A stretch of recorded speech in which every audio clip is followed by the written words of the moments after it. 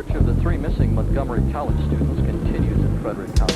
And I got to play with your wand. It was great. Definitely fun. Oh, keep going.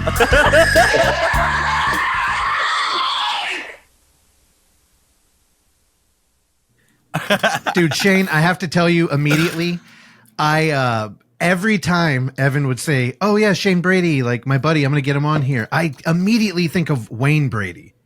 And it doesn't seem funny. They just look alike, don't they? You know, it's funny when Chappelle's show was out and I was in high school and that episode came out, every time I would walk into the lunchroom, all of my friends would go, "Oh shit, it's Shane Brady, son." And they would all like dive underneath the lunch tables.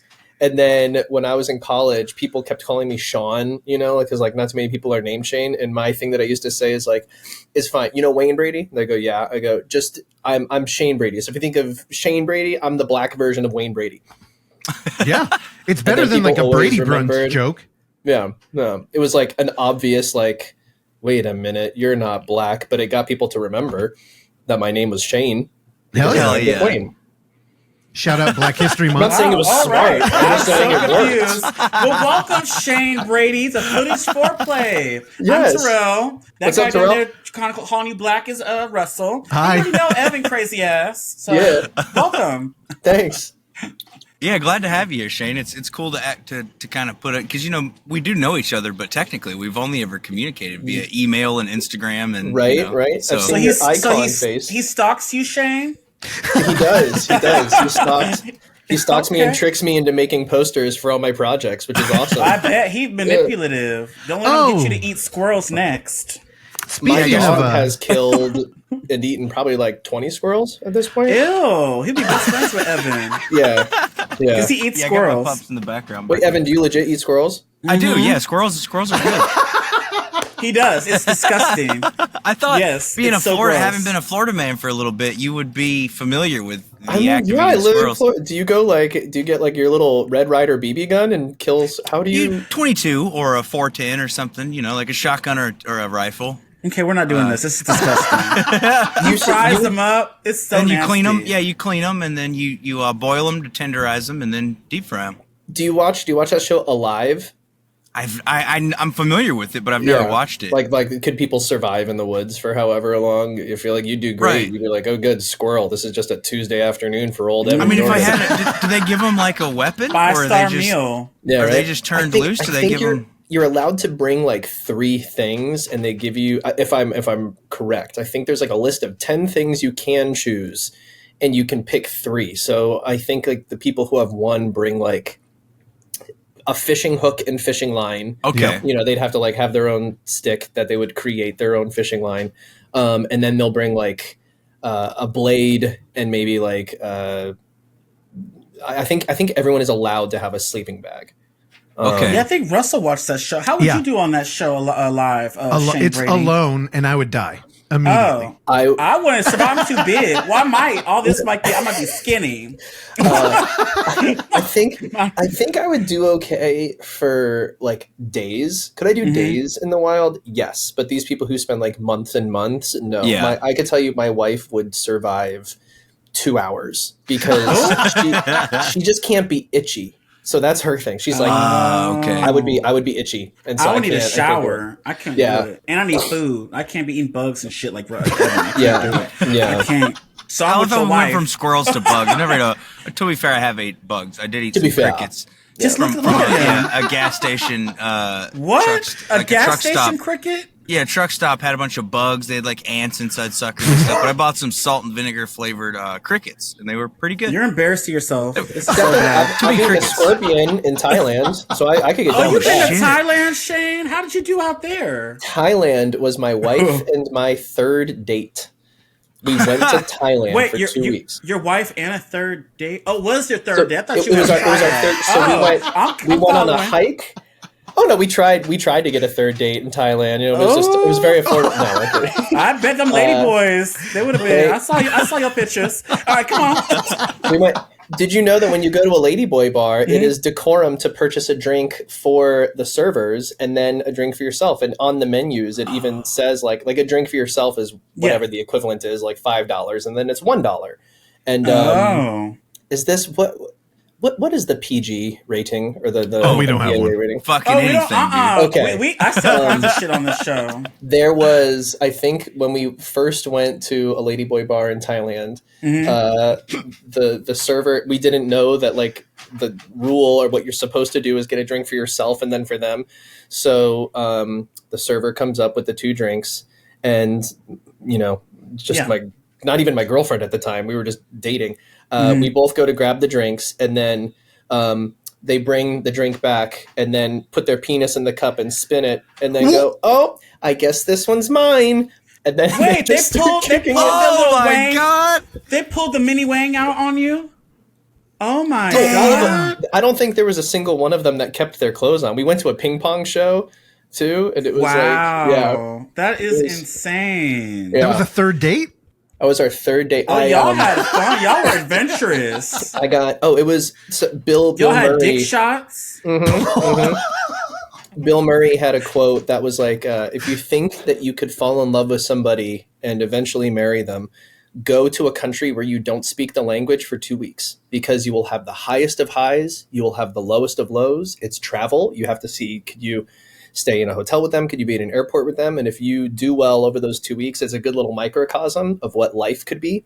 And it was so true. Like we had the best of the best times. We went to an elephant sanctuary and got to give baby elephants a bath in the river. Oh, really? You guys are adventurous for real. But then I got attacked by a monkey and I had to get rabies shots. Okay, we have that in common because I've had rabies shots too. Not by a monkey. Mine was a raccoon, but rabies shots.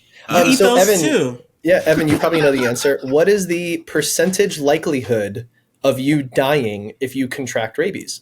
Oh, 100%. It is 100%. If you get rabies, you die. That should have been a movie. You should have did a found footage movie of all this, because this would have been popping. I have GoPro footage. I have GoPro footage of these monkeys fucking me up. Make it short.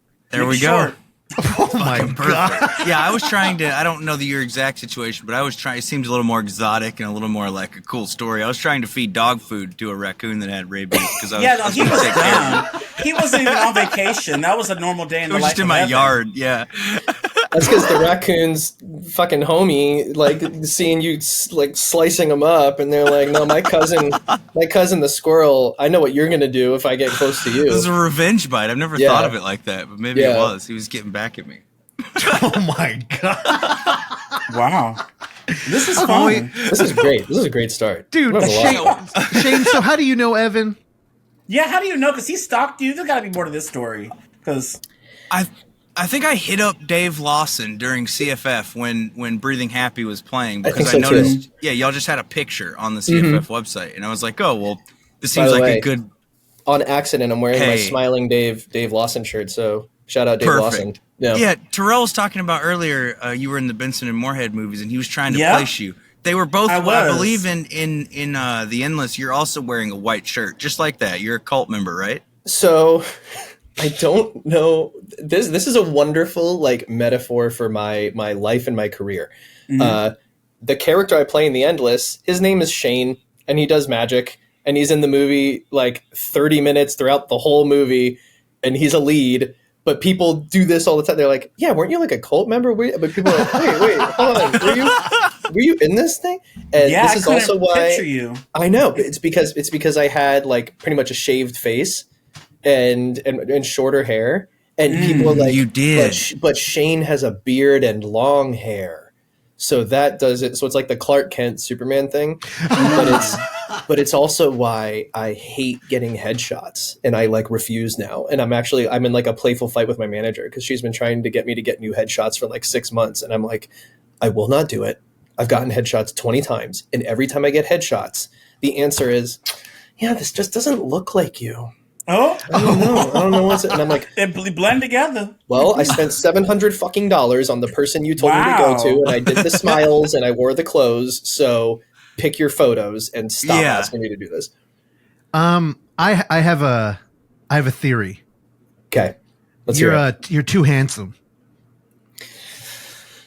Or you're in a frame next to Justin Benson, and he's just like such a tall drink of good-looking water that no one pays attention. Because here's the problem: like you become a dime a dozen out there. You need like a gnarly scar or something. Like let's break that nose, and then everybody will know.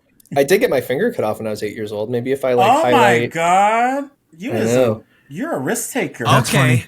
That was one of my because you mentioned that in Breathing Happy about was it a boat accident and in your so that's real. I was 8 years old and my uncle we were all going to go out on the boat and sleep out on the water, and I had put all my Power Ranger toys on the back of his Jeep. Hell yeah, I had all those. Dude, that's my thing. Power Rangers the shit. Was a Power Ranger. It's not that I was a fan. Oh yes. What was your favorite color? Which one was your favorite? I was. It's a trap. Don't red. answer. I was the OG red, right? Okay. And then Jason David Frank. But then when Jason David Frank came back as the green and then the white, it was like that's it. Tommy. Tommy I love Tommy. I have all his figurines. Dude, hell yeah. Not only that, I remember. So I talk in a popcorn machine, so I'll try to keep track. So finger gets cut off because I put my Power Ranger toys on the back of the boat trailer, and the boat trailer has like a cup and a ball that you would then go to pull the trailer. And the way my uncle used to get his boat off of like the wooden pallets that hold it up is he would just lurch his Jeep forward really quick to get it off the wood, and then he could take the trailer. So I have all my Power Ranger toys, and the Red Ranger toy was in between the cup and the ball, like holding on, like a perilous type thing. Oh no! And so he goes, "Go get your Power Ranger toys," and he thought I went inside, but I went behind the Jeep, and I put my finger in between, making like a come here motion to grab the toy at the exact same time as he went room, and it. Oh my god! And just like peeling a banana. Wow. All the skin was down here, and meat and bone was going tick tick tick tick, and then every time my heart beat, blood went flying. You didn't have time to say it's morphin' time, so you could have out of No. But this was the day after Thanksgiving, and Black Friday, and I got the White Ranger Zord early instead of from Santa Claus that year. So I was the most famous person in my entire school because every other kid had to wait until Hanukkah or Christmas, and I got the White Ranger Zord, Dragon Zord, the White Dragon Dragon, all that stuff right away. I remember. I still watch it repeats at the DVDs, so I'm with you on this. I love Power Rangers. Do you remember like trading Power Rangers toys at school with my friends? Like we would have different Zords, and so he would take it and play for. Well, we would trade back. It wasn't like a permanent thing. We would just borrow for a few days, and like that way we could play with the toys we didn't have, you know. And sometimes though, some friends didn't take as good care of their toys as you took of yours, and then caused disputes, and it led to some issues. It is morphin' time. That's right. I didn't let mine out. Which I feel bad because the Power Rangers remake they did like 4 or 5 years ago. I thought it was 2017, and it was great. It was exceptional. It was amazing. I watched it twice in theaters, and I own it 4 times. I have every edition, and I bought the toys. Yeah. Oh, I love you. This guy is great. Anyways, I don't know why they didn't continue those. They should have. I don't either. I even have the poster in my room, Russell. Did you see it when you came over? I do. It's Power Rangers 2017. Well, it had the nostalgia, but I felt like it also had heart. Like I was into the characters. It was like I liked the kids. They felt realized, And when they killed off R.J. Seiler just to bring him back, I know, Billy. What? I know. It was dark. I really wish we'd have got more of those. Yeah, but I was ready. We were talking about you working with Benson and Moorhead, and I the other night I watched a little movie you did back in 2010. Oh, no, you did not fucking watch this. Dude, Shane, he has been dying to pull that out. He said, I can't wait to show him this movie. He was all ready for this. So, so I had never seen it, and I decided I'd had the DVD for a while, because I love Benson and Moorhead's work and your work and stuff, and so I was like, I want to see, the first thing that Aaron Moorhead had done. And it feels like, was this right out of film school? Give us the story for A Glaring Omission. We were still in college. We were 19. We were roommates at Florida State University. So I've been buddies with Aaron Moorhead since 14. If we talk about this often, we're like, how did we become friends? I know we both did the, drama theater together in high school, but I think the way we cemented becoming friends, oh my God, we're going to watch the trailer for this shit. Yes, do it. Hold on. Dude, give us some volume. Oh, you want to actually watch it yeah. together? Okay, sweet. Let's do it. Let's start it Russell, over. have you seen this? No, I have no idea what this is. I don't even know what this 20 is. years. Hell yeah, let's get it.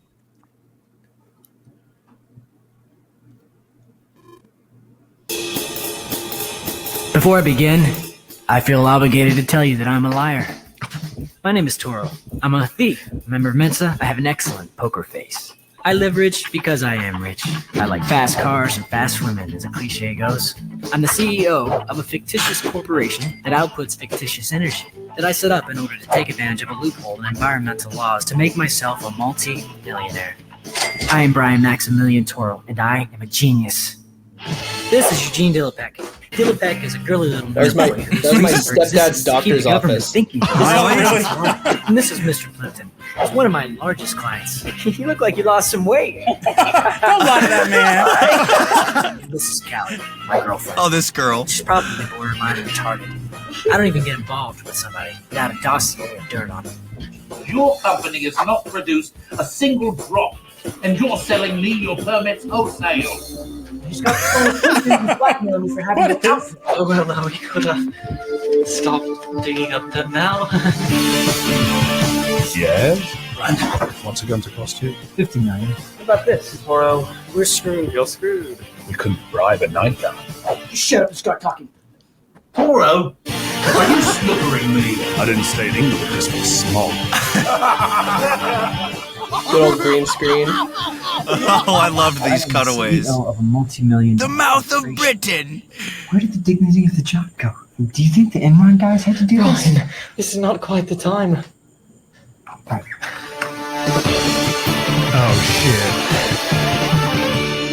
Oh, he was Aaron Scott Moorhead. Did he kill him? Yeah. No. Leprosy. Oh, can we use that against him? No. Oh my god!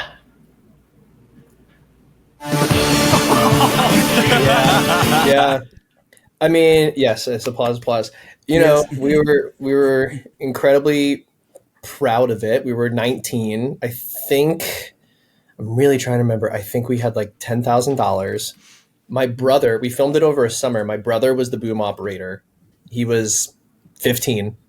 He had a mohawk and he would just like hold the boom. Oh. All of the locations were like my stepdad at the time's doctor's office, my house, a friend's other house. Like everything that could be given to us for free was given to us for free. Just like any movie, there was like a billion things that like anything can go wrong, will go wrong, Sure. and whatnot. But yeah, it was like a PG Wolf of Wall Street, I guess. Yeah. Yeah, it had that vibe. Like the character had like American Psycho vibes almost, and I was like, at any moment, is he just gonna like kill people? But he doesn't. But like, so that guy just got pardoned. We never really talked to that guy, but Sean Dennison was a January 6er. oh shit! The guy who's the lead of that movie, he was a January 6er, and there's like news articles of like him not showing up to court hearings, and so there was like an FBI thing out for him, but I do not know if I literally do not know if he just like showed up and left or if he like broke a window. I don't know. All I know is he was one of the guys. So turns out he was the guy in the fucking buffalo head, dude, with the painted body. What if that was the thing? That'd have been really good. Well, I know our guest next week. Go ahead and put that on. Yeah, no Sean doubt, Dennison. right? I'm sure he's easy to get a hold of. Yeah. But yeah, no, I was glad I finally watched it. And it was cool seeing where y'all came from, you know, like, and it was interesting that the movie, like, I don't think the trailer really portrayed it a lot, but it was set in Britain. The movie is, and it was funny seeing y'all. There was one shot, like you had and maybe you didn't do this, but it looked like you had the shot reversed, like flipped of the street, so that the car looked like it was driving on the other side and stuff. Like it was cool to see the like tricks y'all pulled, you know, without a budget to make it. One thing I will say is when we were doing that at 19, I wish I started learning editing and behind the camera stuff then. Because it was so early on in my friendship with Moorhead, you know, it was like 4 or 5 years of being buddies, and he was always really big, obviously, into doing things behind the camera and is like this editing VFX whiz. And we would always joke, like being in college together, because he was in the BFA film program and I was just Bachelor of Arts acting, that we were like, oh, I'll be the Johnny Depp and you be the whatever the director's name is, Tim Burton. You know, we would like joke that way. And then like as time has gone on, it's like, well, one of us had to audition for things and be put in the end list and nobody remembers. And the other one, since he is very good behind the camera doing a bunch of stuff, is in control of his fate more, you know? Yeah. And that's something that I think is super important for people wanting to quote unquote make it in Hollywood, whatever this proverbial place is like focus, which I have to take my own medicine more than anybody. Focus on enjoying and being proud of your work rather than winning. Like, did I book the gig or how many movies have I been in? Because that is just a quick path to not being happy. And just focus on what you can control. And Moorhead is a wonderful example of like, you know, their 5th movie was Something in the Dirt, where COVID happens and they go, cool, me, Benson, and Lawson in an apartment, we'll make another movie. Yeah. Just the 3 of us, because we're not going to wait and we're not going to ask permission. And then because of that, their next gig is Marvel, you know? Right. Oh, Moon Knight. Yeah. Yeah. Oh, yeah. And now Daredevil. They're doing the new Daredevil show too. They did Moon Knight. They did Loki season 2, and then Daredevil season 2, and now they're doing Daredevil season 3. They big. I remember we saw Endless Wrestle. We went to the Alamo, and Justin and Aaron were both there, and it was a cool meeting. Then they signed my Spring Blu-ray. Remember that, Russ? There you go. And my what was the other movie that we had? Anyways, but it was great. But I didn't remember. I couldn't put a picture to what you were in that movie. That's what we were all talking about before this. It's like, who was this guy in the Endless? Yeah, but yeah. Yeah, I was trying to find a picture of you in it so I could show him, and I was like, I don't have time to pull up the whole movie and skim through and find. But no. So you did the baseball trick is usually the scene everybody knows, where it's like, look at the baseball, and then you have a deck of cards, and it took me so many months. Let me see if I can still do it. Oh, let's see. Russell, do you remember that? There you go. Damn it, I gotta catch it though. Hold on, because Justin wanted me to look straight ahead. There you go. Oh, I see. Oh, yeah, I do remember that in the movie. And I do remember the baseball, too, where you throw it up and then y'all have a whole ass conversation before it comes back down. Good old crew member on a ladder above the frame. Just catch the baseball and wait. So many good tricks, even with the rope in that movie, too. Yeah, Some cool camera stuff. When we were filming The Endless, we were just in a cabin in San Diego for like 3 weeks. And it was really odd because during the day it would be like 95 and at night it would get down to like 25. It was like true desert, like being behind the scenes when Shitty Carl and Justin are having their conversation and he has the gun and he's like, you want to find these fucking Huggamajoo digs? The actor playing Shitty Carl, James Jordan, who was so incredible at that, he's wearing just a plaid t-shirt and it's like 26 degrees. And Justin's character also was in a t-shirt, but he had like a scuba gear underneath him because they're so cold. And Justin is like, I literally, like, I think this is onset hypothermia. Like, I don't know what is happening because it was God. And James Jordan is just like chain smoking cigarettes. And they're like, here's a jacket. Like, you need to warm up in between takes. And he's like, no, I'm good. And he was just in it. That's why I think that scene is so infectious because James is like, he was in it. He was like, this demon has got me trapped in a loop, and if I'm cold, I'm cold. Like it was really the character. It fit the character. There was a lot of respect with that. Like all the crew members, like shit. All right, we're catching something good here. Hell yeah! I mean, and you know, as somebody who's been on and off tobacco most of my life. Ripping a heater, man, when it's cold, really gets you through it, you know. But you were talking about you know how Aaron had kind of taken the reins of his career. Well, you did the same thing at a certain point, and you did some shorts, and then you did Breathing Happy, which is like we talked about how I met you and stuff, and I've talked to you before about how I kind of have like a history with addiction and stuff, and it was a really personal, you know. It hit home for me when I watched the movie and everything. And, so let's get into that a little bit. Yeah. And I know Russell had to see all those home video scenes. And the first thing he thought was, man, how do we get this guy to make a found footage movie?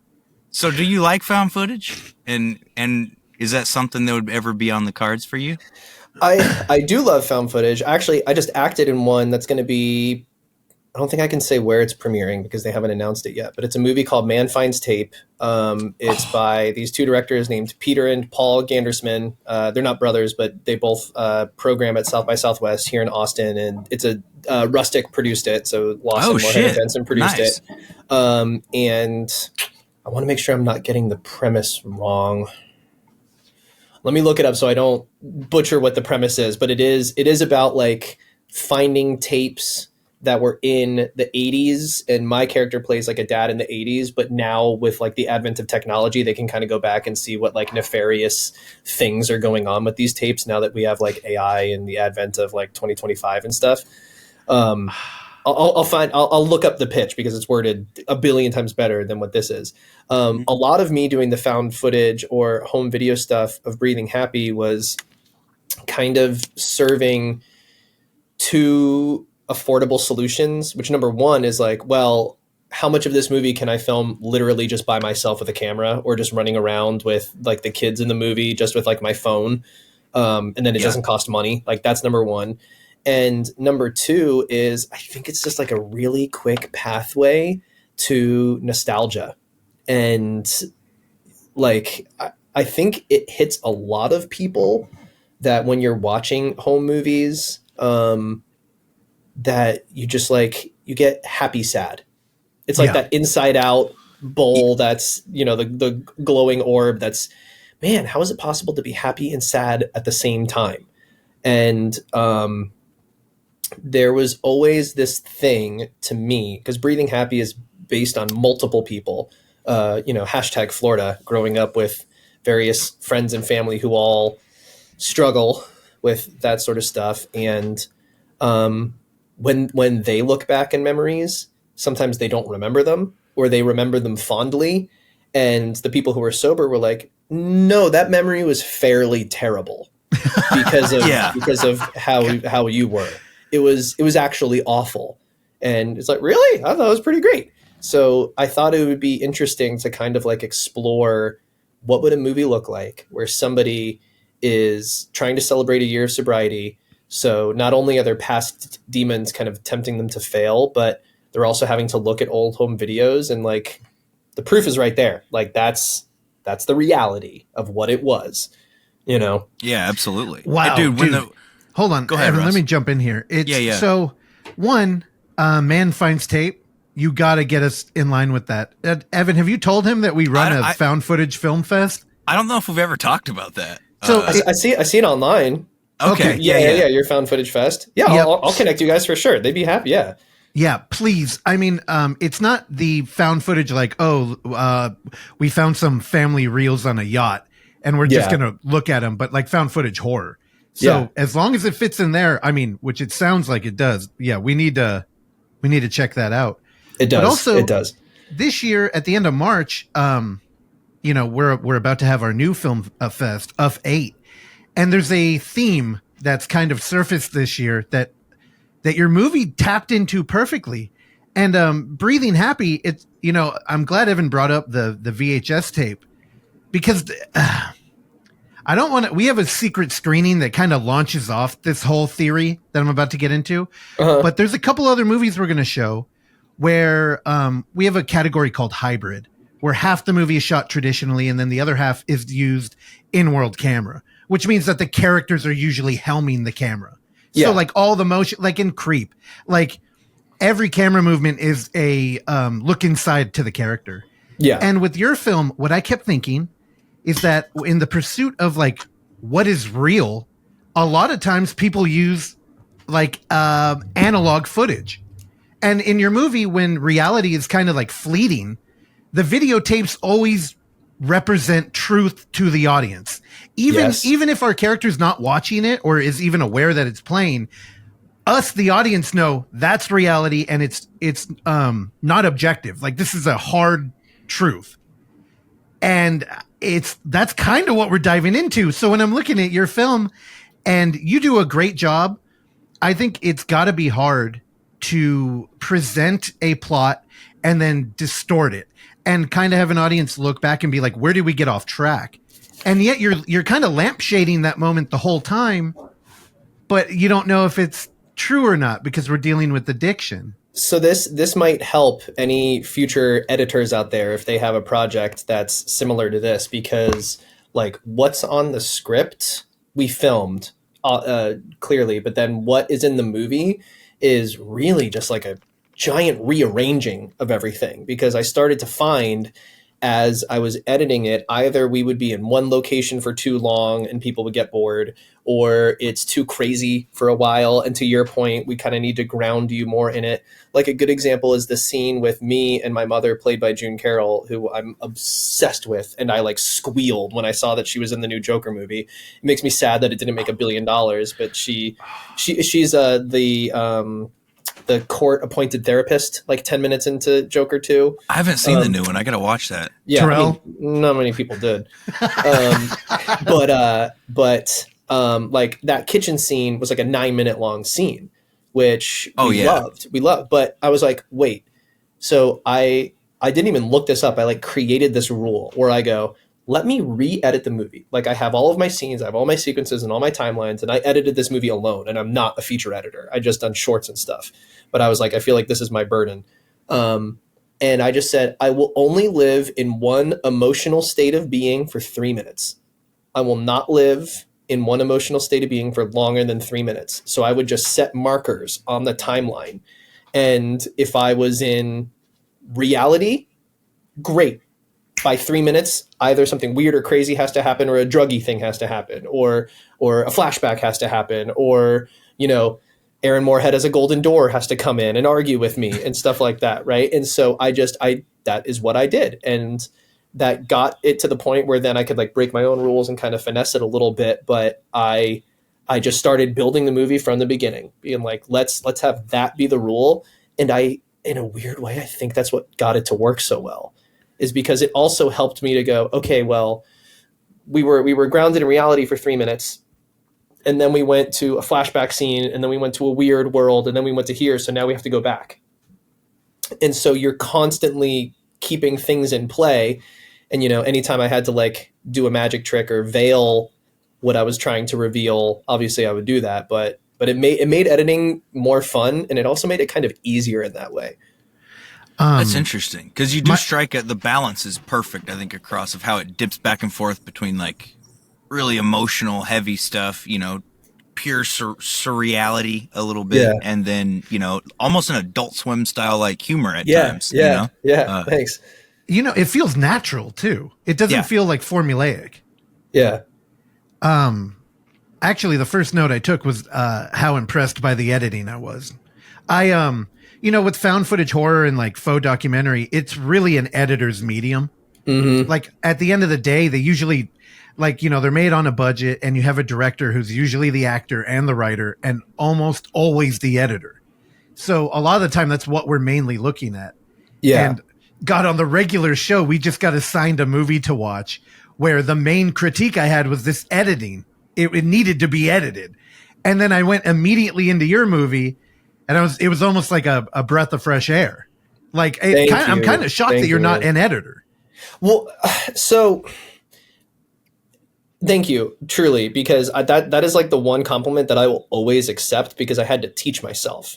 And I also had to like, I mean, I don't know if you guys edit or anyone here knows editor, but like what nobody tells you about editing is like, I think editing would be easier and a lot more fun if just the computer worked all the time. Yeah. But it doesn't. And things crash, and you lose entire days, and you lose things, and you're like, why will it not export? Like what? So you just have to like figure all that out. But I think me being forced to, because I didn't have to pay anybody, so I could just do it myself, you know, being forced to edit it myself made it so that like Breathing Happy is shaped exactly how I wanted to shape it. By the time it was all said and done, there was nothing lost in translation. It is precisely what I wanted, which is why Hacked, which is our second feature, which is coming out in like 2 months, same thing. And I like to be very clear when I articulate this. It is not my intention at all to be a writer, director, actor, editor, produce the thing, help do production design and all that shit. I do not want to do that. I thought I was going to be on The Walking Dead making $80,000 an episode by the time I was 27. Like, that's what I wanted.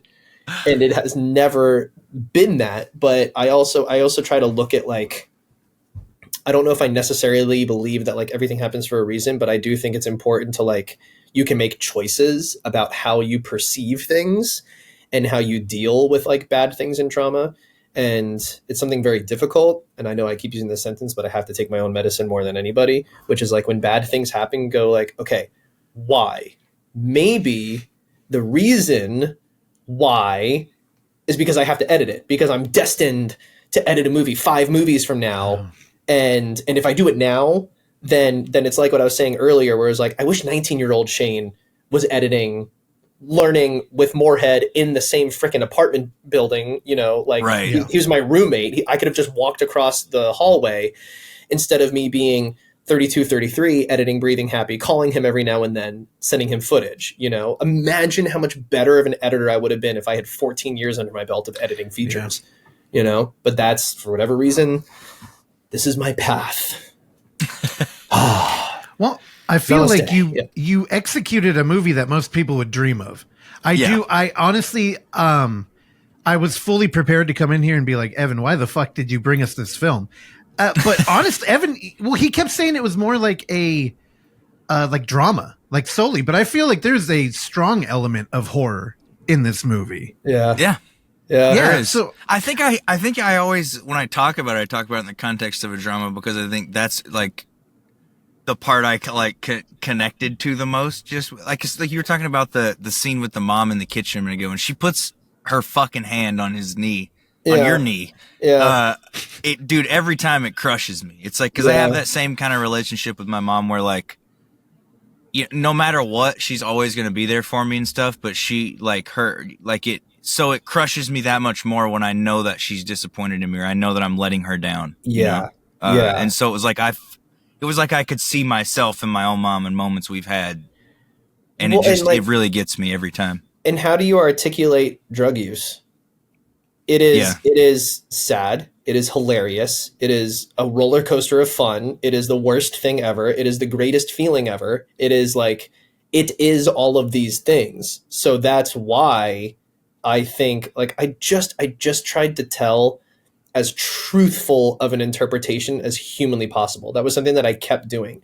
And I also think that one of the gifts that my life received was, by the time I was filming it, I had already made peace with my sister and a couple other people in my life. Some of my friends had died of overdoses. So I never got to make peace with them, obviously. But I think if I made Breathing Happy 5 years earlier, it would only have been horror and mean. I don't think there would have been much drama at all. I think it would have just been a mean fucking movie. Because Brittany's character, Brittany Escalante, who plays the sister, who's the Hispanic sister, anytime she's talking, almost word for word are my viewpoints and conversations that I would have when the people that I loved were in the throes of it. Like the scene of, this is mom, this is your intervention now. And like, I'm sick of living in the fucking Twilight Zone, and we just keep doing the same shit over and over. Why are we packing up all of his shit? He doesn't care about it. Why should we? Like it is not a fucking addiction. If he just stops doing drugs, he is cured. That's not an addiction, or it's not a disease. Cystic fibrosis is a disease. Like my cousins who have cystic fibrosis can't just make a decision to like stop doing something and then tomorrow they're cured. And there's, of course, we could ruminate and spend an hour on a podcast talking about, you know, the medical terminology of whether or not addiction is a disease or is not a disease. But I also think, just in movies, anytime that every character can have a valid point, then arguments work way better. And people bring that scene up where they're like, fuck, like I go to therapists and psychologists, and they're like, yes, addiction is a disease, but I've seen my mom or dad or brother quit for 6 months and they're literally a different person and they're better, but then they turn back into a zombie. And it's like, why are you doing that to yourself? So it's, So what is your relationship with like addiction? Did you know somebody? Because also, you know, this is the thing with like Aaron Moorhead too, with Resolution. I thought that movie had a very clear, like an honest depiction of addiction. And Vinny's portrayal of it too is so fucking just, and he's got valid points too. I love when I was so happy when I had nothing to do with resolution besides helping with post and then like special features and stuff like that, because I was in the process of moving from Chicago to LA and they had already done it. And I remember Moorhead being like, hey, can you watch my feature? I did this feature with my buddy Justin. It's called Resolution. And until then, A Glaring Omission is the only thing we had done, which we're very proud of. But like, A Glaring Omission is like clearly a college student's attempt at a feature. So when I saw Resolution as a 24-year-old, something like that, and, you know, I had loved ones who were in the throes of it, and I was like, this is so genius, because the amount of people that wish that they could just handcuff a loved one to a pole and be like, you're not going anywhere. Yeah. You are staying here because I love you, and you owe me a week of your life now. I thought that alone was so insanely genius. All of Resolution for is sure. genius. Like, how the hell did they pull that out? You know, like the joke Justin Benson makes all the time is, I don't know if you guys know this, but he was aspiring to be a doctor, and he was in medical school. And he was like, before I decide to become a doctor, I just want to go make one movie because it's the thing that's been pulling at me. And if the movie sucks, that tells me I should go be a doctor. And he goes and makes Resolution. And so his joke is like, well, thank God there's another independent filmmaker in the world and not another doctor. Yeah. So no. Yeah. But so what's your relationship? Like, I know Evan, he talks a lot about making it through addiction. Yeah. I grew up, I had a friend for forever, and I'm still homies with them, and he's made it through. He actually, weirdly, he just hit a year sober for the first time in his life. Wow. And when I was watching your movie, I'm like, God damn, so like, you know, synchronicity. It's fucking weird. But for, you know, Evan always talked about your film and how it rang true to him, but I'm watching it too. And I'm like, well, I feel like it fucking rang true for me too. Yeah. Yeah. So like, where does it come from in your life? I've never done heavy drugs. I've smoked weed and I've drank alcohol. And then when I've had surgeries, I'll take Vicodin to make pain go away. And then I'll never finish the bottle, because growing up, seeing how drugs affected various family, you know, like cousins, aunts, uncles, whatever. I'm being kind of coy on purpose, because they're all doing better now. But one of my best friends, growing up, his older brother, you know, used a bunch, and then he went to jail for a couple months. And since he didn't have access to anything during those couple months, once he got out of jail, he used the same amount that he used to, which was now a lethal dose. Fuck. And that was, I was 18, and that was the first time that I had like experienced death, where it was like, oh, this isn't just like a kid playing with a firecracker. Like, these things like have actual real world consequences. Yeah. So as an 18-year-old, as somebody who already wasn't going to be doing anything that like really kind of like scared straight, I was like, man, I don't know if I want to do any of this stuff. And then maybe a good metaphor is like people who find sobriety with alcohol is like, yeah, I don't know. It's like, I didn't drink for a day, and then it was a week, and then it was a month, and now I've been sober 13 years. Ha ha ha. It was this thing of like, you know, I've been at a million parties where people have insert thing here, cocaine, Molly, like whatever, acid. And I'm just like, no, I'm good. And just, you guys have your fun. And so when I went to go make Breathing Happy, I always asked myself, like, okay, what would it really be like to beg forgiveness and really feel bad for like 15 years of being a piece of shit? Because there was a therapy session I was in my late 20s where I was talking about like a whole myriad of things and how angry I was with all these things. And the therapist, just like with the biggest smile on their face, was like, it sounds like life must have been very tough for those people. And they started naming, and I'm like, the fuck are you talking about? They wronged me this way, that way, that way, that way, that way, that way. And they're like, I'm not saying that what they did wasn't okay. It just sounds like they had incredibly difficult lives. And it must also be really hard for them to try to make amends for that. And I had never considered that in my entire life. So my interpretation of Dylan as his character is like, yeah, what would that really be like to to be sober and to have your loved ones be like, you ruined like 10 Christmases in a row. Like, but I'm good now. Sorry. Like how do you even navigate that? Right. And that was kind of like the springboard for me trying to tell a true story. Sorry, should we talk about like killing squirrels again? Because I feel like I'm scared Terrell off a little bit. No, I'm listening. So there were Power Rangers. So the Power Rangers were doing meth, right? No, here. Okay. Power Rangers were doing meth. They're killing squirrels left, right. We'll steer it back. Here, now, one of my critiques of your film, let me go ahead and I'm taking the kid gloves off now. Good. Do it. So, what you got, motherfucker? again, let's bring it back to a weird comment I made earlier about how handsome you are. Yes. Now, you're a down and out dude, and I'm like, you look healthy as shit. Yeah, dude, we were looking at pictures of you earlier, and there was some pictures of you like oiled up with no shirt on, dude. Yeah, you also, look what's up with that? Good. Yeah, why you got thirst traps up? That was before my back injury. When I'm still decent, but that was I for 6 weeks of my life I did this experiment where I was like, there's this gym called like Camp Transformation Center. Oh God. I know. And my wife and I were like, let's just do it. And Brittany, who's in the movie, we did it for 6 weeks. I can tell you exactly what I put in my body for 6 weeks. We would get up at 5 o'clock in the morning and I would do an hour-long workout. And then I would drive to LA Fitness and Aaron Moorhead and I would lift weights for 2 hours.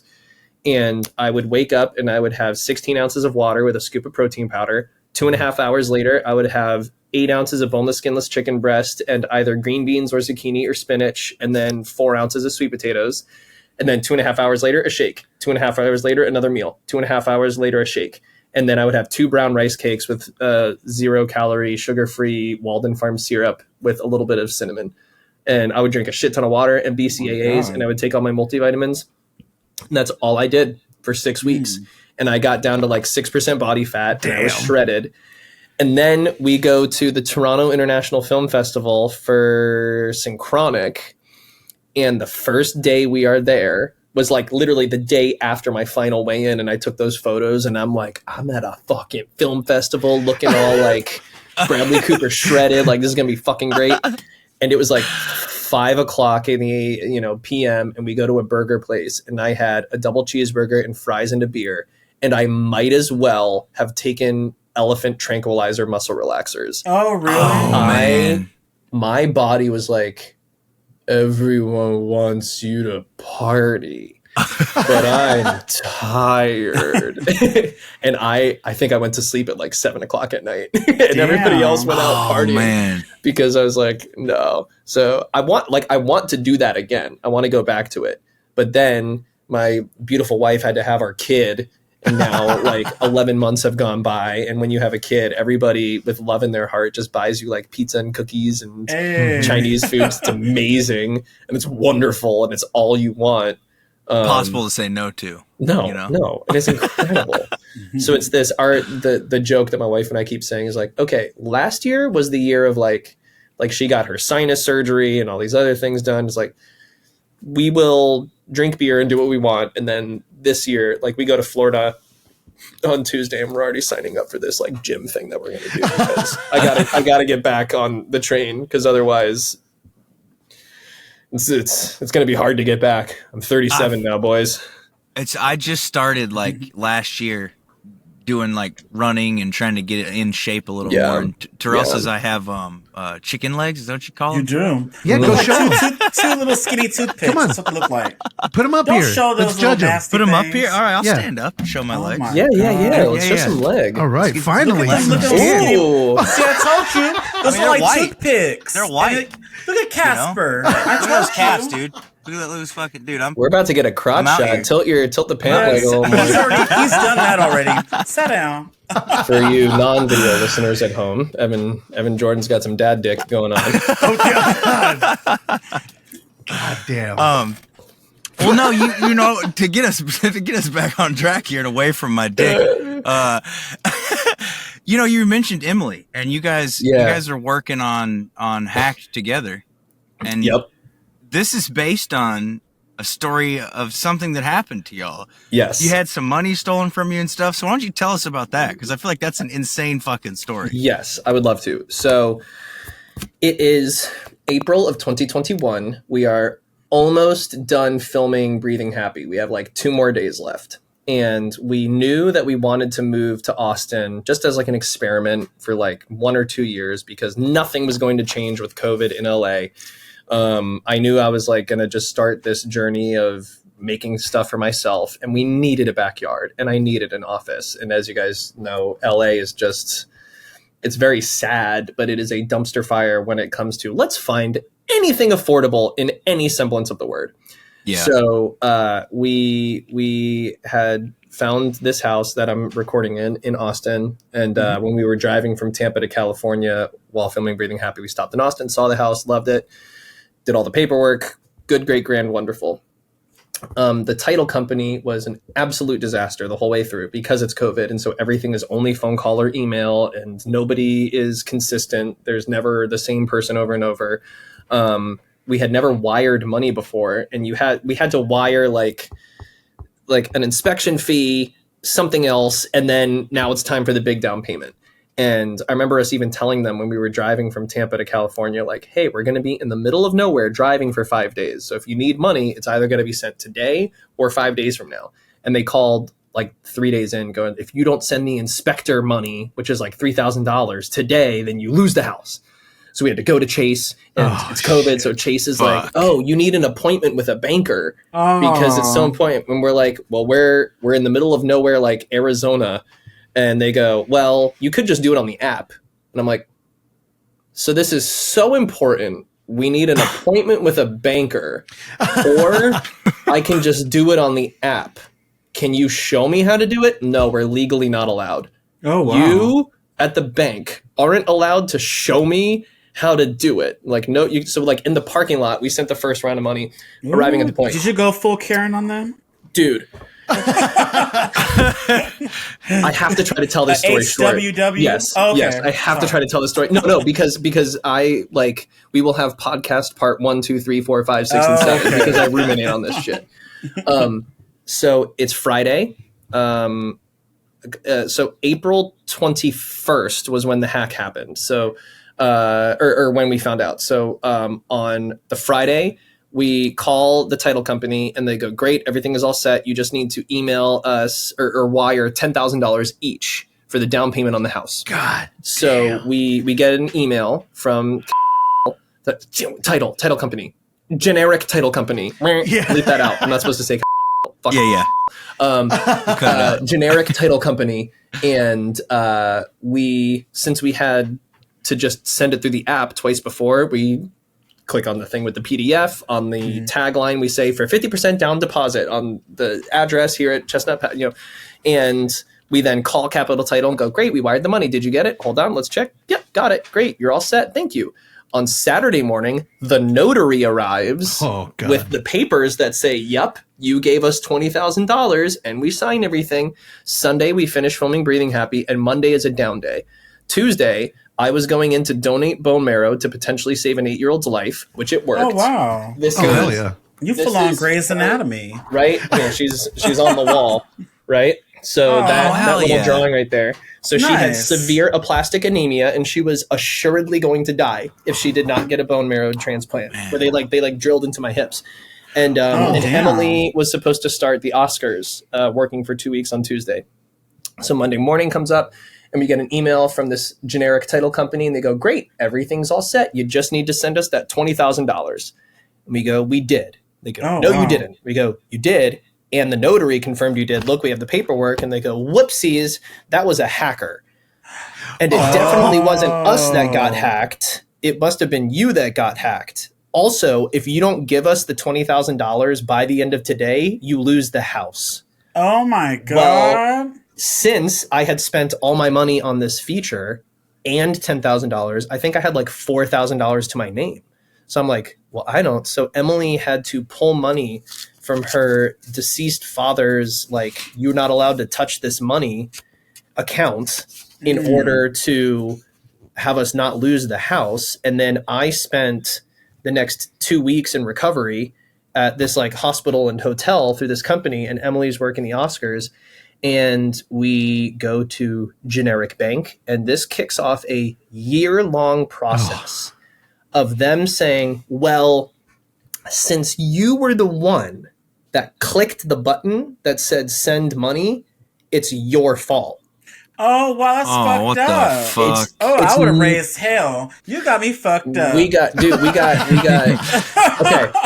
You got me Again, all the way fucked up. Left, right, center, girl. Dude, this is crazy. We would go to this bank, and we would be like, we would go, look, we have a judge, we have an affidavit, we have police reports, we have everything. And the employees at Chase would go, yes, this transfer never should have gone through, ever.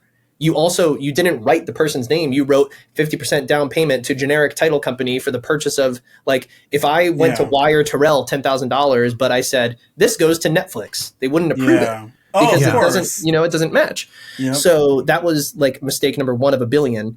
And pretend it is a year of, well, you need a code from this thing and a code from that thing. And since Emily and I weren't married yet, it was 2 totally separate cases. So anything with my case could not be having a conversation with Emily.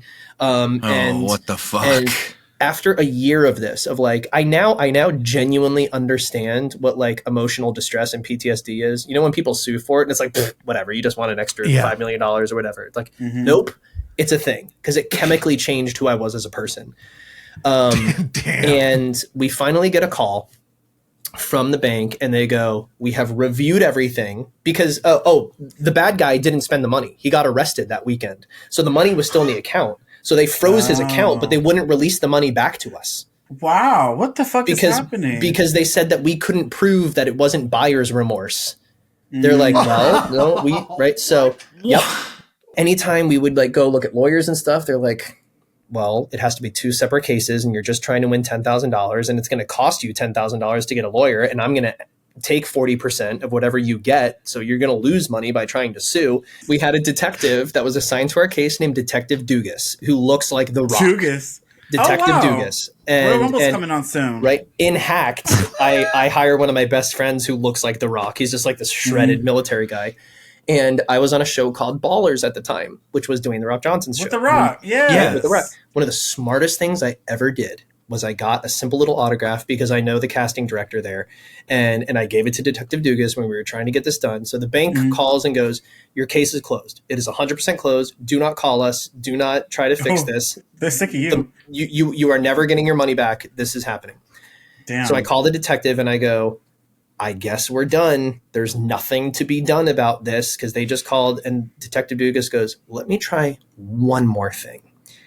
And he takes 2 police officers and he pulls up to the bank, sirens blazing, and he approaches the bank manager, and for the 3rd time serves him with a warrant. But this time he takes out his cell phone and he records a video, and he goes, my name is Detective Dugas. This is Officer so-and-so and Officer so-and-so. You are the branch manager of blah, blah, blah, blank. I am serving you with a warrant for the 3rd time to release the funds to my clients, Emily and Shane, because of yada, yada, yada. And the bank manager says, oh, we never got a warrant. Yeah, of course you didn't. I will be reaching back out in 72 hours. We had our money that afternoon. Damn. Man. Slay. Why? Okay. Why? How did it take all that just to get it? Like, doesn't make sense. Correct. They put you through the ringer. Which is why we made an entire movie about. So the premise of Hacked is, what if Emily and I weren't good people and we just found the hacker and we killed him as many times over as we possibly could?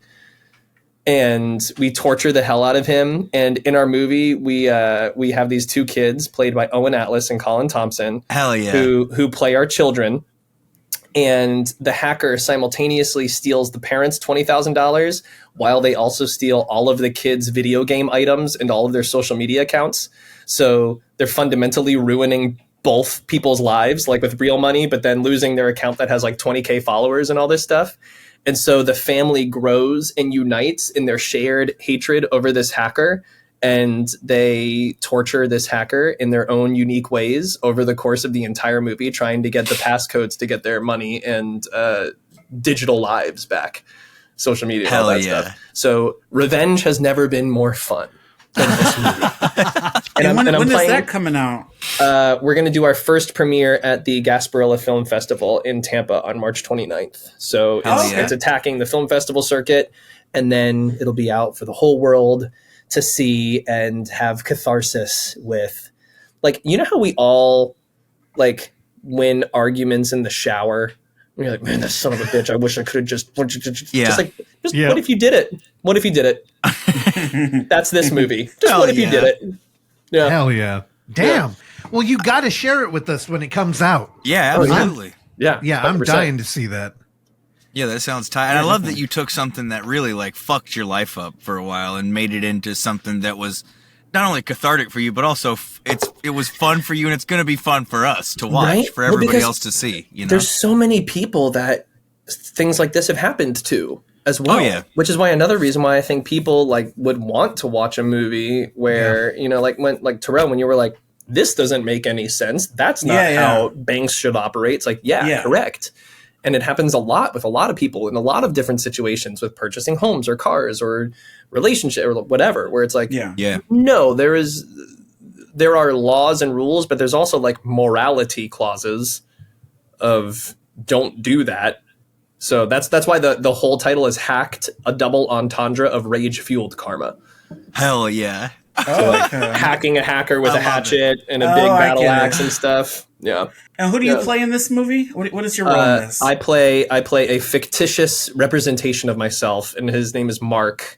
And then Augie Duke plays the movie version of Emily, whose name is Amy. That's what I was about to ask. Did Emily play in it too? Chandler Riggs, who is Carl from The Walking Dead, is the bad guy. He is the evil hacker named the Chameleon, the world's Florida's most elusive hacker, like the world's greatest frat boy douchebag. Caitlin Nacon, who's also in The Walking Dead. She's Too Many Cooks too. We just had Too Many Cooks. Casper on a couple episodes ago. Yep. I'll get all of them. I'll tell them, be like, hey, you got to go get on this podcast and have fun. Caitlin's in it. Richard Reilly, who, if you Google him, a lot of people go, Richard Reilly, why do I know that name? And then you Google him and your face does this. Oh, I love Richard Reilly. Yep. Who is that? I'll have to do that later. He's in everything. His thing that he's most famous for is Office Space. He's not. He gets confused for the stapler guy, but he's not the stapler guy. He's the jump to conclusions. Richard Reilly, Riehlle. HLE.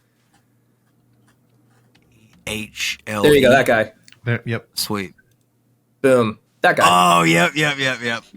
Oh, okay. I know who that is. Mm-hmm. Okay. You were right. As soon as we saw him, we were like, oh, yeah. That guy. That mustache. Sweetest man on the planet. We film it in Tampa. We had so much fun. It's insane. Like, the city of Tampa rolled out the red carpet for us. Like, anybody who's looking to make a feature, especially an indie, I mean, like, if you're making a big deal movie, go to Tampa too. But the wonderful thing that I like about making movies in Tampa is movies are magic there. You know, when you're trying to make your project in Hollywood, it's like, fuck you, pay me. Yeah. What else? You know, you can't be in this location longer than 4 hours. That's not what but then you're in Tampa and everyone's like, you're making a movie? I'll bring cookies. Oh, really? You're grubbing. It's fantastic. Yeah. You guys want cookies? Let's go to Tampa.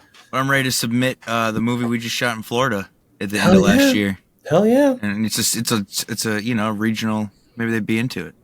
Is it about squirrel eating? Thing. I'm in it a lot, so tangential, you know. Good. No, I did want to pitch you guys an idea for my next movie. Cool. And I didn't come up with this idea. Colin Thompson, who plays one of the kids in Hacked, came up with this idea. He goes, so Breathing Happy was so successful in the indie circuit. You should make a sequel called Exhaling Sadly, and it's all about Dylan doing drugs. And the whole movie is him just high out of his mind, but everybody loves him. And he's the life of the party. And nothing bad happens at all. It's just 90 minutes of him being awesome. Are you going to do it? You do found footage with Dylan with the camera? That'll destroy how the first one was. That'll just mess everything up. Right. The first one was so effective. So I don't know. No, but that would be fun. Do that. Yeah. Do a documentary style where you just get all the drugs and you actually do them and just record yourself doing them as Dylan, you know? Oh, then we could show it. Yeah. We'll program it now. There was a guy. It was like I forget how long ago it was, but I first found this when I was in like middle school or early high school. But there's this guy named Brian Lewis Saunders who did like a series of self-portraits of himself on different drugs, and it was so interesting to see like how different he looked in each picture just based on what drugs he was on. It looks like the official website is down, but here's a Reddit post I found. Meanwhile, all he really did was like go to an elementary school and just like told each kid to paint him. Okay, marijuana. Oh my cocaine, God. Great. Lighter fluid. Lighter fluid? DMT. What the fuck? That man looks scary as fuck. Look at him. Celexa? I don't even know what that is. Isn't that just like an erection pill? Maybe he was just horned up out of his mind drawing this. Oh wow. Damn. Okay, that makes sense because of how detailed that is. Because when I was on meth real bad, I used to stay up super late at night just drawing the most detailed. I would carve cans and shit. Wow. You do weird shit, dude. Homie's just a That good don't sound artist. fun. To me, I don't know what's happened to this guy at this point, but I mean, I just thought this was fascinating that and they're all supposed to be self-portraits of himself and how he sees himself when he's on these different things. But Whoa. Carbon So, like, monoxide? that's like it's very interesting, but I also like my stomach turns. oh, it's dark. I It's really dark too. I Yeah. think of like how much were you puking and crapping yourself Right. like the days after all that stuff? Like, oh. Yeah, Yeah, or like, there had to be some. How stoked are gnarly your loved times. ones every time Yeah. you put up Yeah. a new picture? Yeah, You're right. like, yeah, one bump. They're like, great, dude. Right. Keep them coming. All I'd right, be now- curious what his sober portrait looks like. Right? That's a good. I don't Yeah. think he ever did a what would you call that in like a science test? Like a Placebo. Oh yeah. Yeah. Like a placebo. He didn't do one, just a baseline, for him sober. Like I don't know what it would look like. I but will it's say interesting. which this is totally contradictory to everything we just talked about, but if I was in like a medical facility where there was a doctor who was like, oh, I will give you this much LSD and you're in a safe environment and you definitely will not die and it is drug tested and you'll just see what it feels like and then you'll be able to go home. You would do it? And you're totally fine. I would do every drug on the planet. Oh, Yeah. damn. If it was just safe. experience it. I get Yeah, you. just experience it. I don't even know if that would work because some people, they get schizophrenia first time. Really? It just like unlocks something. Yeah. Oh You really? just never know. Yeah, that Some wouldn't people, be they fun. get that from THC. They smoke and then That'd they're be wild. That would it'd be be wild. devastating. I just fall asleep. Fuck. Yeah, That's yeah, true. right. I don't bed. like it. Just like is my medicine. I don't think it really does anything to me at this point. Okay, Terrell, I need you to do something for me. I need you to find 5 objects that are right around you. Because I'm going to do a magic trick here. They could be any. Like I have like a soda can, a deck of cards. Are you serious? Alpha Brain. Hell yeah. Just find 5 like very simple objects that are around you that you can I don't present know. the camera and show us. Like a pen? Sure, a pen is That's number one. 1. Find 4 more. Okay. Water bottle? Water bottle, All right, we're getting there. Coffee cup? I don't know. It's all coffee around cup. me. Yep. Cool. All right. How's glasses? Alpha Brain been working for you, Shane? Okay. Pen. And- I love Alpha Brain. And I don't know. Pen, glasses, cup, water bottle.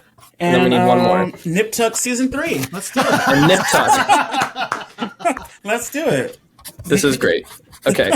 So, for the audience at home, we have a pen, glasses, Okay. a cup, water, and nip tuck. Okay. Yep. Season 3. Put season 3. Put the 5 items in front of you, kind of in a line. I don't know if you're able to tilt your camera to show them as well. It's fine if you can't.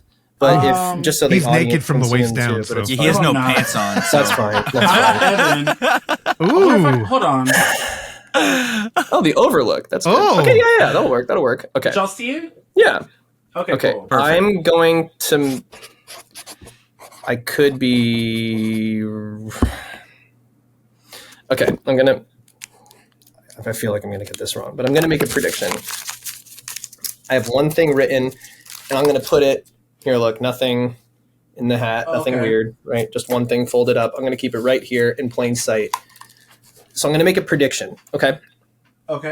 So Terrell, can you go ahead and point to 2 of those 5 items? Okay. You could say out loud what you're pointing to for those who can't see. The cup and nip tuck. Beautiful. Okay. So go ahead and grab those 2 items and hold one in your left hand and one in your right hand. Okay. Okay. Yeah, you could tilt the camera up now. Okay. Okay. Let's do this. Oh wait, what's that? All right, sorry y'all.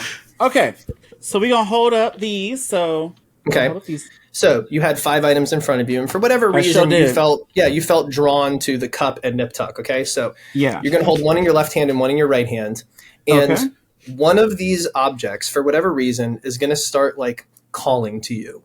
Like it's gonna be the object that you're going to want. No curse on me, are you? No curses. No curses. Okay. So you are going to choose to keep one item for yourself, and then it's as if you're physically handing me the other one through Zoom. So which object would you like to keep for yourself, and which one would you like to hand me through Zoom? Oof, I don't know. I'll hand you this. Okay, so you are going to give me nip tuck. Okay. Right? So out of those 5 items that you had on the ground, you disregarded the first 3, which was a pen, glasses, and water. You chose to keep the mug for yourself, and you chose, out of all 5, to give me the Nip Tuck DVD. Hey, how'd you do that? Oh my god, that is so crazy. You got magic going on. You a Wiccan? he a Wiccan or something like that. That was dope. I love that shit. That was great. Why do you think you were going to get it wrong? Is that just part of the performance, or what if I gave you this? Hey, a true magician never reveals his secrets. Okay, yeah. Can you guys keep a secret? Yeah. So can I. Oh, you shady! Oh my goodness! All right, this was fun. You're a fun guest. I didn't think you'd be this fun. Neither did I. I have very low expectations for myself. But this was great. I'm excited to check out Hacked, and this was fun. We got to connect a little bit. Your movie Breathing Happy was intense. I was feeling some type of ways. It was very emotional, and everyone need to watch that. It's streaming on Tubi, Amazon Prime. But yeah, before you go, can you tell us where people can follow you or reach out or get updates on what you got going on? Yeah, and maybe give us a sneak peek before you go to something that you haven't talked about yet. Ooh, okay. Mm-hmm. So please go watch Breathing Happy, which is like Terrell was just saying, on Tubi and Amazon Prime and Fandor. My Instagram is Shane Brady Actor. And Hacked is going to be making the festival circuit, and it's going to be sold this year for $1 bajillion. So when it comes out, don't buy your stupid fucking coffee that's $20 and spend your stupid $20 on art that people spend 2 years of their life making, which is something that I love to do and I love to support. I started cutting a rough cut trailer for Hacked. Mm-hmm. And it's 3 minutes long, but I'm willing to show you guys the first 2 minutes of it. Do you guys want to watch the first? Oh, hell yeah! Let's do it. Yeah, absolutely. Because this is for internal sales agents, so that way they can send it to people. And there are surprises in the last hour that I don't want people, or in the last minute of the trailer. Yeah, that is also in that I don't want people to know about. So I will. So if I share open system settings for Google Chrome to allow screen share. Oh my Christ. Okay. Use password. I'm just giving people. I have to quit and reopen Google Chrome in order to share? That doesn't seem right. Evan, producer, help him out. I know, help him. I don't know how to get around that. Okay, hold on. Evan, I'm going to email this to you. I'll tell you when to stop. You and the boys can watch the whole thing, not on. Right. If you want to show. Oh, yeah. Sure. Yeah. Okay. Hacked trailer. Getting a little sneak peek here. Y'all are real skilled. Little sneaky peekies. And I have to find the password for it. This is the riveting part of podcasts. Oh yeah. This is like when people listen to Joe Rogan and they're like, "Hey, can you spend 7 minutes trying to find that thing on the thing?" Okay. Oh yeah, Russell, you love Joe Rogan. I like Joe Rogan. Yeah. Yeah, Russell does too. He ain't talking. But yeah, he listens to him. Oh, because I love that part where they're looking up stuff on the TV and then he yells at Jamie. I just love all of his aliens stuff. The aliens is my favorite part of anytime he talks about aliens for 3 hours. I'm more of a Bigfoot guy myself. Wow. All right, so we want to watch the first. Do we want to cut it off? You just shout. Shout. Okay. Sweet. Once the trailer says "and introducing," that's when you should cut it because there's like "and introducing" and there's like a special. All right. Okay, all right. Well, here we go. A sneak peek at Shane's new movie, Hacked. I've been drinking. Congratulations on being almost first-time homeowners. Yay. Die, you stupid! Yeah! Oh, I'm gonna find your IP address. I'll find you where you live. Unemployment ran out, we lost our health insurance, and we had to sell Prism Pal vacuums during the pandemic just to provide for you. This jug is filled with poo, dirt, hair. I'm drinking for $5. Honky tonk. We voted for America. You're goddamn right. Oh, wow. This type of criminal is what we call a chameleon. Do you have any idea who the chameleon is? I mean, who does, right? Nobody. All I know is he's a Son of a bitch. Asshole. His hacker name is the Chameleon, so there's that. I clicked this link and I think we got hacked. Check your email again because I sent it to lowercase title.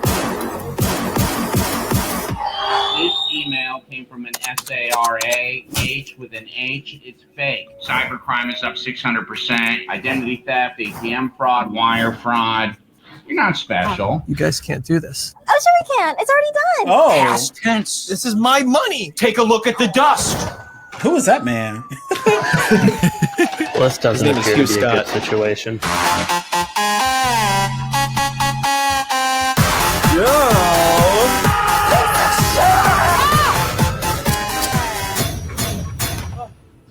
Listen, there is precious little time to explain. I'm not a babysitter. I'm CIA. So please tell me you have some sort of plan of attack. Hell yeah, we do. Hi, Rex is here for your scheduled Prison Pal demo. Oh man, this shit rips. Can I smoke out of this thing? It's our breathing happy solution.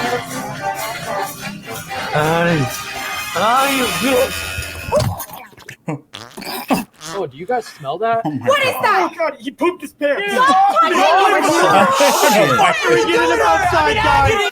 Oh my God.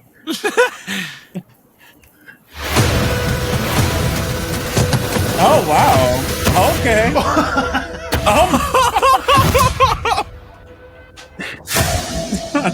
All right. Okay. All right, that's it. There you Oh, go. that was funny. You guys Dude, can have Shane, fun That was watching thank you. great. this. Oh, I want to see the rest Yeah. of it later. Okay. Hell yeah. Yeah. Damn, that was great. Oh, I can't I'm wait for super that. excited. That's going to be Yeah. fun. You guys I had gotta to do come back something and bring that- Emily when you guys get it done. Yeah. Emily wants to do our with our daughter being 11 months old. It's either she's napping or needs Oh, I'm sure. 100% one of the Russ and parents' Oksana attention. are just Yeah. right ahead of you, I think, there. So Oh yeah. Yeah, we got a 2-year-old. So, Oh, yeah. We're in the same boat. Yeah. I'm getting ready. I'm getting ready for the 2. That's why like going to Tampa for a couple months, it's actually going to be good, I feel, because we're going to have like help, you know. Yeah. my youngest Yep. is 7 now, so she's at an easier stage where it's like Yeah. you know she's in school and stuff, and there's a pretty regular schedule, you know. Yeah. So Yeah. but it's tough when they're little like that. Yeah. Well, fuck, Shane, dude, you're pumping out quality shit, man. Like, Thanks, dude. I'm shocked with like the production level, and I'm excited to see it. So don't forget about us.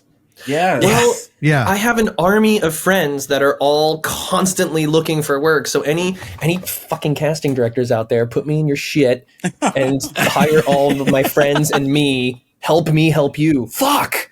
There you go. Perfect. Hell yeah, dude. Yeah. Shane, man, I love you, brother. Thank you for coming on Thanks, here. I It was love great you guys meeting too. Yeah, man, I love appreciate saying you that. coming to hang out, man. This was fun. Yeah, this is great. It was great. Thank you again. Until next time, everybody, this is Footage Foreplay. Bye. Thanks for listening to Footage Foreplay. If you enjoy the show, please consider leaving a review, sharing it with a friend, or simply hitting like. These small gestures are a great free way to support this mayhem, and if you find some footage we should be fondling, email us at footageforeplay@gmail.com. Check back every Tuesday and Thursday for new episodes, and remember, don't skip the foreplay.